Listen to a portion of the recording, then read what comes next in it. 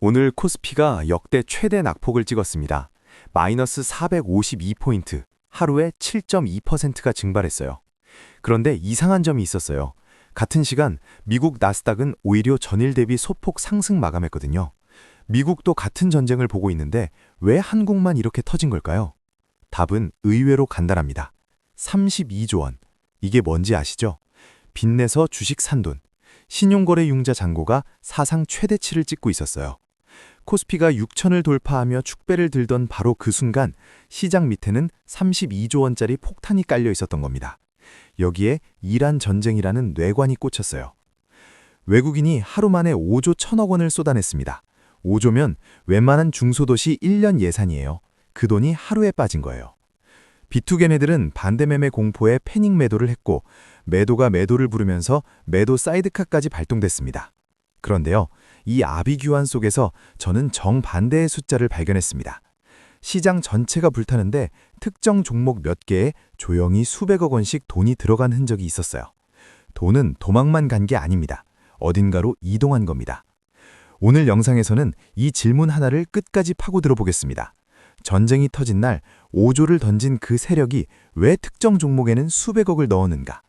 그리고 영상 뒷부분 주도주 레이더 수급 시그널 코너에서는 주가는 빠졌는데 돈은 오히려 들어간 그 수급 다이버전스 종목을 데이터로 직접 보여드리겠습니다. 먼저 큰 그림을 짚어야 합니다. 오늘 시장이 왜 이렇게 무너졌는지 겉으로 보이는 이유와 그 안에 숨어있는 진짜 구조를 같이 보시죠. 겉으로 보면 단순해요.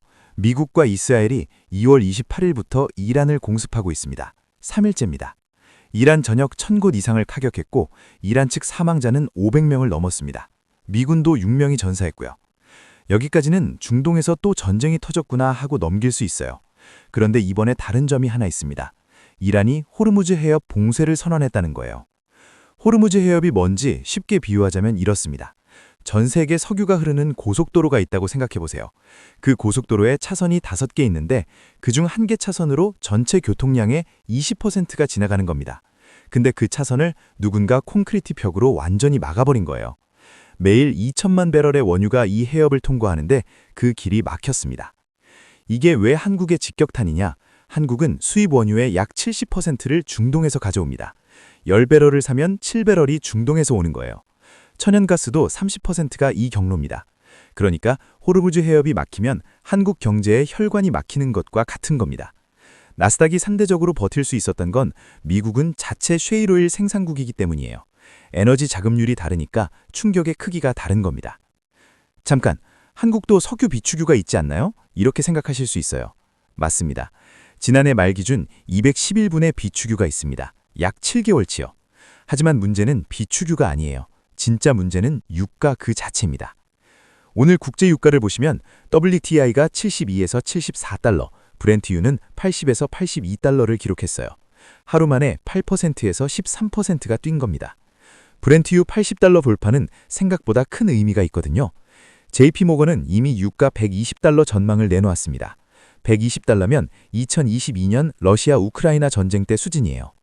여기서 도미노가 시작됩니다. 유가가 오르면 한국 수입 물가가 뜁니다.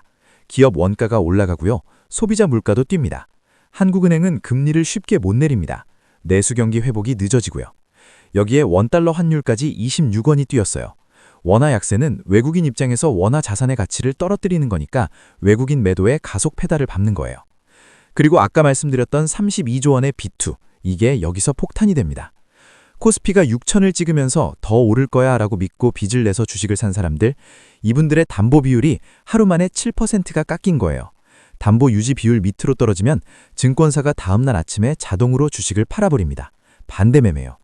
반대매매가 나오면 주가가 또 빠지고 그러면 또 다른 사람의 담보 비율이 깨지고 또 반대매매가 나오고 이게 악순환이에요. 눈사제처럼 번지는 구조입니다. 정리하면 이런 겁니다. 전쟁, 호르무즈 봉쇄, 유가 급등, 한국 경제 직격탄, 그리고 환율 급등, 외국인 투매, 비투 반대매매 연쇄, 패닉 매도, 이 도미노가 하루 만에 한꺼번에 무너진 겁니다. 그러면 이제 어떻게 되는 건가요? 이 질문에 답하려면 시나리오를 2개로 나눠서 봐야 합니다. 지금부터 가장 중요한 분기점을 말씀드리겠습니다. 결국 모든 건 하나의 변수로 귀결돼요. 호르무즈 해협 봉쇄가 실질적으로 장기화되느냐 아니면 외교적 출구가 열리느냐. 시나리오 A, 이준의 휴전 협상 개시, 급락 후 급반등. 트럼프 대통령이 지상군 투입 가능성을 시사하면서 동시에 큰 파도가 온다는 표현을 썼는데요. 이건 역설적으로 협상 카드를 만들고 있다는 해석도 가능합니다. 군사적 압박을 최대한 높인 뒤에 협상 테이블로 끌어오는 전략이거든요. 만약 이란이 핵 프로그램 관련 양보를 하거나 호르무즈 해협 봉쇄를 사실상 철회하는 신호를 보내면 시장은 빠르게 되돌릴 수 있습니다. 이 경우 코스피가 5,800에서 바닥을 잡고 2, 3주 내 코스피 6,000 위를 회복할 가능성이 있어요. 과거 패턴을 보면 중동발 지정학 충격은 초반 공포가 과도하게 가격에 반영되고 출구 신호가 보이는 순간 위험 프리미엄이 빠르게 거치는 형태로 전개돼 왔습니다. 하나증권에서도 외국인 수급은 불확실성이 정량화되는 순간 복귀 속도가 급격히 빨라진다 하고 분석했어요. 이 시나리오에서는 오늘 투매된 반도체, 자동차 같은 대형주가 가장 먼저 반등할 겁니다. 시나리오 B, 확전 장기화, 새로운 에너지 위기의 시작.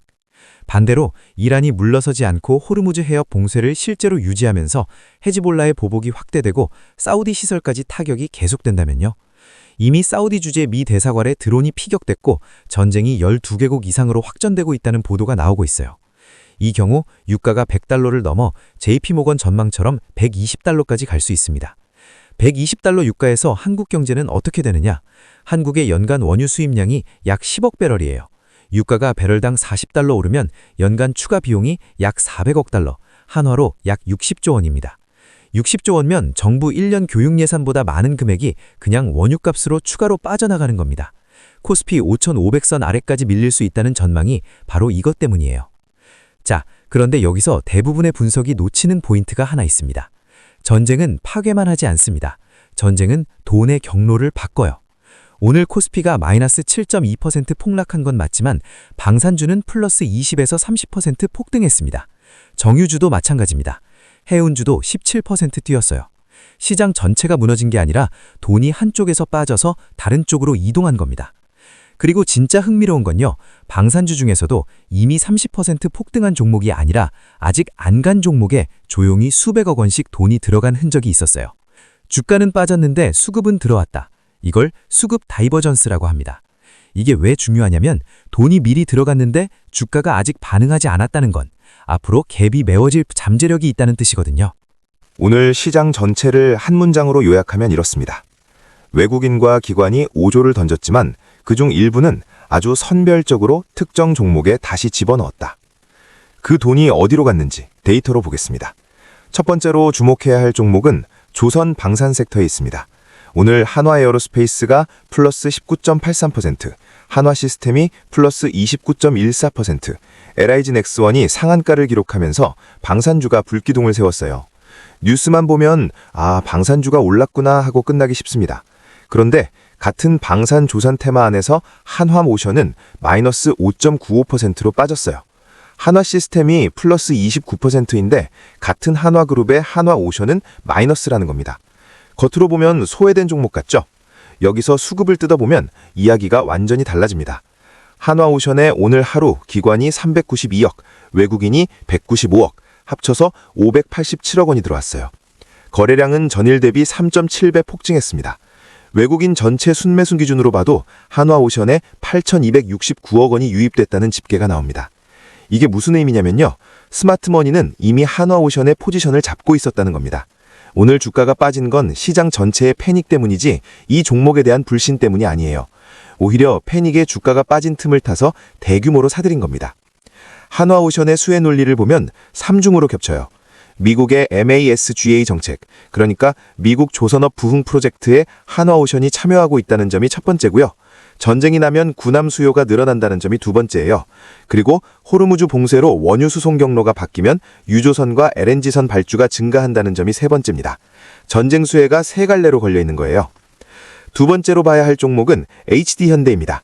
오늘 마이너스 6.50% 빠졌는데 체결 강도가 113%를 기록했어요.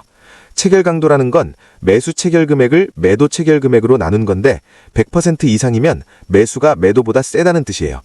주가는 떨어졌는데 실제로는 사려는 힘이 더 셌다는 거죠. HD현대는 조선과 에너지 자회사를 전부 갖고 있는 지주사이기 때문에 전쟁 장기화 시 자회사 전체가 수혜를 받습니다. 지금 지주사 할인이 극대화된 구간이라는 점도 눈여겨볼 부분이에요. 세 번째, SK. 오늘 마이너스 8.85% 밀렸지만 외국인이 단독으로 444억 원을 순매수했습니다. SK이노베이션은 정유사이고 SKENS는 가스 사업을 하고 있어요. 유가가 $100를 넘기면 에너지 지주사로서의 프리미엄이 되살아나는 구조입니다. 마지막으로 HD건설기계. 오늘 낙폭이 마이너스 2.35%로 시장 평균 대비 아주 선방했어요. 외국인과 기관 합산 316억이 유입됐고 체결 강도가 124%입니다. 전쟁 이후에는 반드시 복구 수요가 옵니다. 건설기계는 전후 복구의 최전선에 있는 업종이에요. 수급의 품질이 오늘 데이터 중 가장 높은 수준입니다. 여기서 한 가지 더 눈여겨볼 흐름이 있습니다. 전쟁과 무관한 바이오 섹터에서도 수급이 집중된 종목이 있었어요. 리가캠바이오의 외국인 280억, 기관 168억, 합산 448억이 들어왔고 체결 강도가 126%를 찍었습니다. 올릭스는 아예 플러스 6.17% 상승 마감했어요. 이건 전쟁 테마가 아니라 개별 모멘텀으로 돈이 몰린 경우인데 폭락장에서도 개별 스토리가 강한 종목은 수급이 무너지지 않는다는 걸 보여줍니다. 자, 그런데 반드시 말씀드려야 할 리스크가 있습니다. 지금 이 수급 다이버전스가 뒤집힐 수 있는 조건이요. 첫째, 전쟁이 예상보다 빨리 끝나는 경우입니다. 호르무즈 봉쇄가 풀리고 유가가 급락하면 방산, 에너지 관련 수급은 빠르게 빠질 수 있어요. 둘째, 글로벌 경기 침체 공포가 전쟁 수혜 논리를 압도하는 경우입니다. 유가 $100가 되면 전 세계 경기가 꺾일 수 있고 그러면 조선 발주 자체가 줄어들 수 있거든요. 셋째, B2 반대 매매의 2차 충격입니다. 내일 아침 반대 매매 물량이 나오면 수급이 좋았던 종목도 무차별적으로 맞을 수 있습니다. 수급 시그널은 확률을 높여주는 도구이지 확정된 미래가 아닙니다. 이 점을 반드시 기억해 주세요. 지금부터는 제가 질문을 드릴 차례입니다. 오늘 시장을 겪은 뒤에 내 포트폴리오를 한번 점검해 보셔야 하거든요. 첫 번째 질문입니다. 내 포트폴리오에서 유가 상승에 직접적인 피해를 받는 종목이 몇 %인가? 자동차 부품, 항공, 화학 같은 업종은 유가 상승이 원가를 직접 올려요. 이런 종목이 내 포트폴리오의 반 이상이라면 지금 상황에서 리스크가 한쪽에 쏠려 있는 겁니다. 두 번째 질문은 좀 더 냉정해야 해요. 내가 오늘 산 종목이 공포 때문에 산 건지 데이터를 보고 산 건지. 폭락장에서 저가 매수라는 단어는 달콤하게 들립니다. 하지만 근거 없는 저가 매수는 떨어지는 칼날을 맨손으로 잡는 거예요. 기관과 외국인이 들어왔는지, 체결 강도가 100%를 넘는지 이런 수급 증거 없이 감으로 산 거라면 다시 한번 돌아보셔야 합니다. 세 번째 질문입니다. 전쟁이 1개월 이상 장기화되면 내 인터 시나리오는 어떻게 바뀌는가? 오늘 분석한 것처럼 2주 안에 끝나는 시나리오와 확전되는 시나리오는 완전히 다른 시장을 만듭니다. 내가 어느 시나리오에 베팅하고 있는지 스스로 명확하게 말할 수 있어야 해요. 만약 이 세 가지 질문에 깔끔한 답이 안 나온다면 오늘 밤이 포지션을 재점검할 시점입니다. 불안할 때 아무것도 안 하는 것도 전략이에요. 하지만 아무 생각 없이 아무것도 안 하는 건 전략이 아니라 방치입니다. 자, 다시 처음으로 돌아가 보겠습니다. 오늘 영상의 출발점은 이 질문이었어요. 전쟁이 터진 날 5조를 던진 세력이 왜 특정 종목에는 수백억을 넣었는가? 답은 이렇게 정리할 수 있습니다. 전쟁은 시장을 무너뜨리지만 동시에 돈의 경로를 재배치합니다. 호르무즈 봉쇄는 한국 경제의 동맥을 위협하지만 그 위협이 만드는 수혜 구조가 분명히 존재해요. 방산, 조선, 에너지, 전후 복구, 그리고 그 수혜 구조 안에서도 이미 30% 폭등한 종목이 아니라 아직 주가에 반영되지 않은 종목에 스마트머니가 먼저 들어가고 있었습니다. 한화오션의 587억, SK의 444억, HD건설기계의 316억, 주가는 빠졌는데 돈은 들어갔습니다. 이 갭이 메워지는 순간이 올지 아니면 전쟁이 다른 방향으로 흘러서 이 수급마저 뒤집힐지 그건 아직 아무도 모릅니다. 하지만 한 가지는 분명합니다. 차트는 거짓말을 할 수 있어도 돈의 흐름은 거짓말을 하지 않습니다. 폭락장에서 패닉에 빠지지 않고 돈이 어디로 이동했는지를 추적하는 것, 그게 전쟁장에서 살아남는 첫 번째 원칙입니다. 오늘 말씀드린 모든 내용은 특정 종목에 대한 매수나 매도 추천이 아닙니다. 수급 데이터를 기반으로 관심 가능 조건을 제시한 것이며 최종 투자 판단은 반드시 본인의 책임 하에 해주시기 바랍니다. 이 영상이 오늘 밤 계좌를 보며 고민하고 계실 여러분께 조금이라도 판단의 근거가 됐으면 좋겠습니다. 도움이 되셨다면 구독과 좋아요 한 번씩 부탁드릴게요. 마지막으로 여러분께 하나만 여쭤볼게요. 오늘 폭락장에서 가장 힘들었던 순간은 언제였나요? 그리고 그 순간에 어떤 판단을 내리셨나요? 댓글로 한 줄만 남겨주시면 서로에게 큰 참고가 될 겁니다. 주도주 레이더였습니다. 다음 영상에서 뵙겠습니다.